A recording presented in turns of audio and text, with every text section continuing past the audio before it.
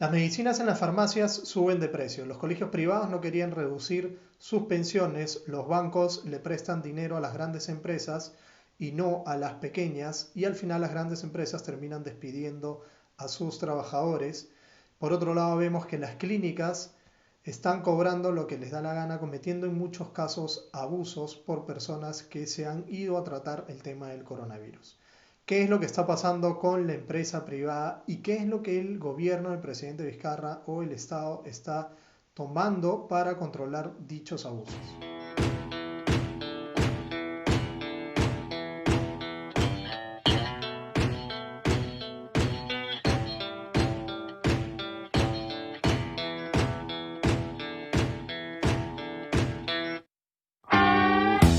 Acá la pregunta de fondo es si es que el presidente Vizcarra corrigió los temas en el momento adecuado.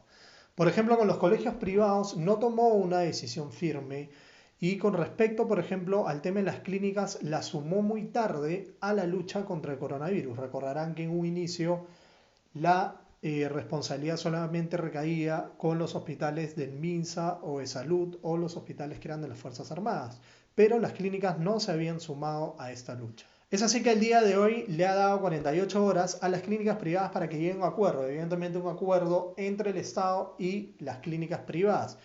Pero ¿cuándo se pone, digamos, con esa actitud? Luego de más de 110 días del caso cero. Recordemos que al inicio el Estado, el presidente, no sumó, digamos, al sector privado y en concreto a las clínicas a esta lucha. Pasaron bastantes días para que recién las convoque. Entonces, luego de aproximadamente 8.500 fallecidos, es que él entiende la gravedad del asunto. Me parece complicado de creer ahora y eso es justamente el tema que vamos a hablar.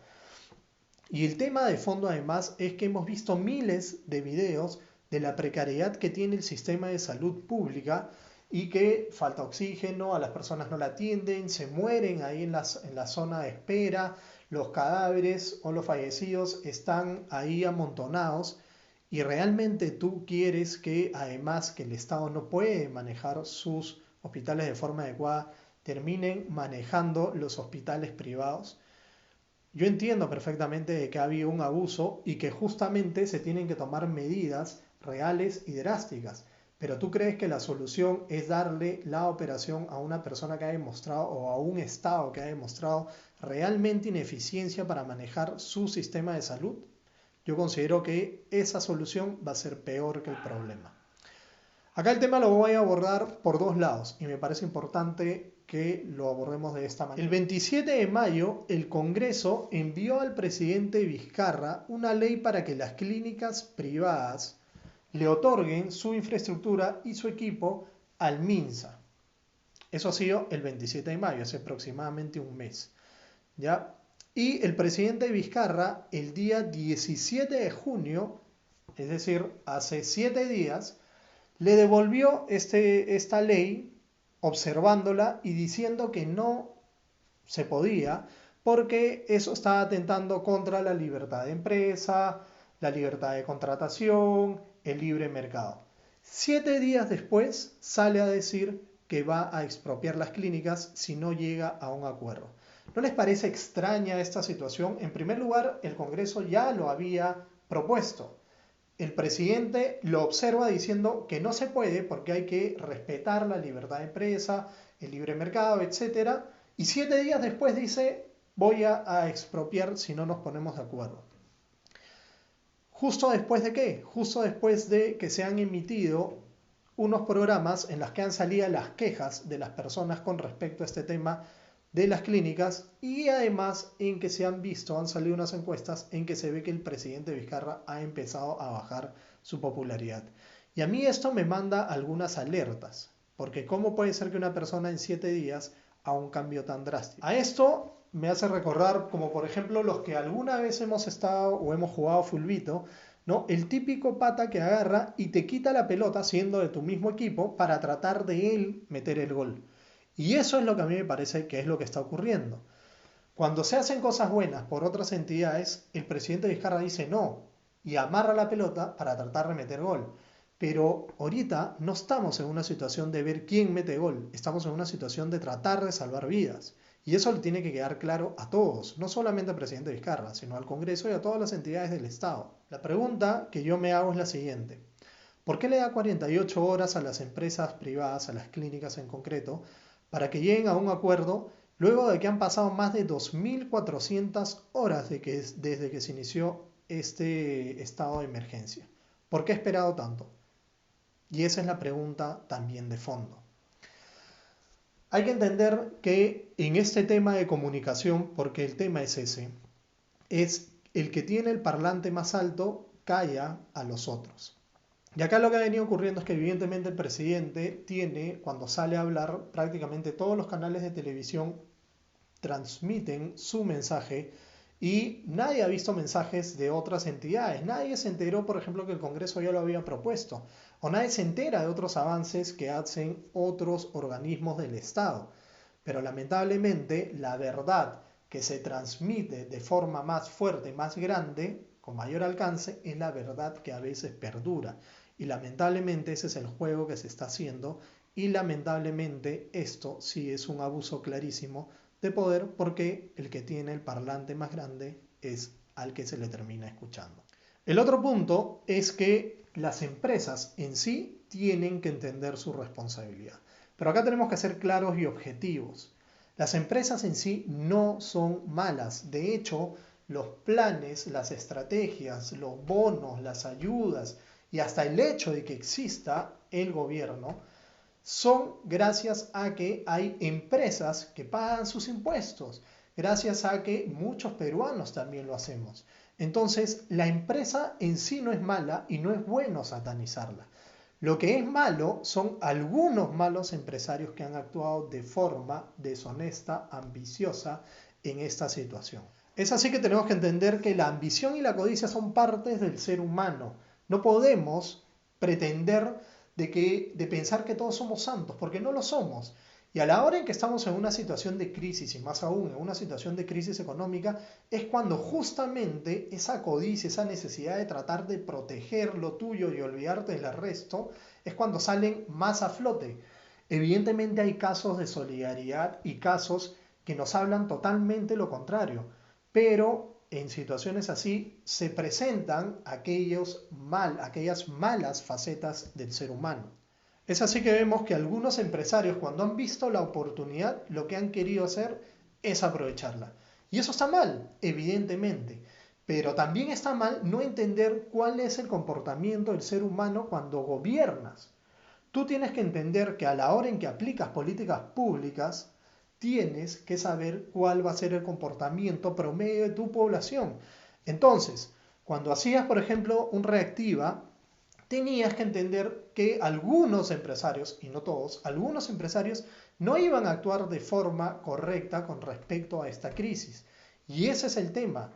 Entonces, ¿qué pasó en otros países? Por ejemplo, se hicieron estos programas parecidos y lo que ocurrió fue que empresas que tenían algunos escándalos, por ejemplo, con temas de corrupción, no calificaban. Cuando habían empresas que tenían fondos en offshores, o sea, en paraísos fiscales, tampoco eran beneficiarios. Entonces, era un tema de regular bien cuáles eran las medidas que tú tomabas. No era tan simple como, bueno, voy a agarrar y dar plata, porque ahí viene el tema. Y acá el ejemplo es simple. Vamos a pensar, digamos, que yo voy a un asentamiento humano con un camión que adentro tiene 1 tonelada de pollo. Voy a regalarlo.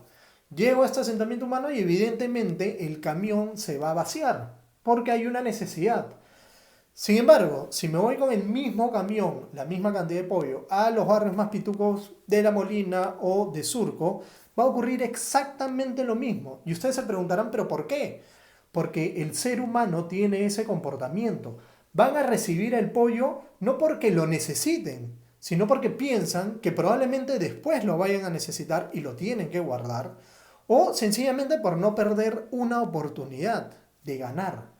Y el ser humano se comporta así. No es un tema de por qué es rico o es pobre, porque al final el ser humano en el fondo tiene esa avaricia y esa codicia y uno tiene que entenderlo porque tú no puedes pretender regular o no puedes pretender, digamos, poner políticas públicas sin entender los comportamientos de las personas. Y lamentablemente esta ha sido una oportunidad que muchos no han perdido y es exactamente igual que el ejemplo que puse. Hay muchos empresarios, y eso está muy mal, que han aprovechado esta situación y lamentablemente yo veo como muchas empresas gastan millones de millones en imagen institucional y en concreto en tratar de limpiarse la cara, ¿no? O tratan, digamos, de invertir millones en campañas políticas para que no salgan políticos o salgan autoridades adversas a sus intereses, cuando al final estos empresarios, algunos empresarios irresponsables, no se dan cuenta que sus acciones al final terminan siendo adversas a sus intereses, como los casos que hemos estado viendo últimamente. ¿Cuál es la solución? Es que hagamos empresa responsable. Ese es el punto. La empresa es buena, nuevamente lo digo. Lamentablemente hay empresarios que se aprovechan de situaciones y esos son los empresarios a los que no podemos aceptar. No podemos meter a todos en un mismo saco, como tampoco podemos meter a todos los políticos en un mismo saco. Estamos en momentos de crisis y lamentablemente nos toca perder. Y eso tenemos que entenderlo. Todos estamos perdiendo. A todos nos está afectando.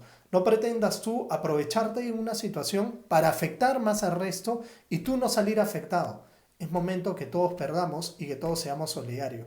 Entiende que el compromiso y la solidaridad fidelizan a las personas. Por el contrario, la avaricia termina haciendo que el día de mañana pierdas clientes. Piensa a largo plazo, no pienses en ahorita tener. Piensa que el día de mañana tus clientes te lo van a agradecer y lo van a reconocer. Es así que si, por ejemplo, el Estado sale a tratar de negociar ciertos precios en una situación de crisis, trata de buscar y llegar a consensos reales y que esos consensos reales también acepten, por tu lado, pérdidas. Todos estamos perdiendo. No es que se te presentó la Virgen, por ejemplo, en el sector privado, no es que se te presentó la Virgen y ahora, como hay más enfermos, es momento de ganar. No, es momento de perder. Y eso lo tenemos que entender. Porque mañana vamos a ganar, pero solamente si sabemos perder hoy y aprender.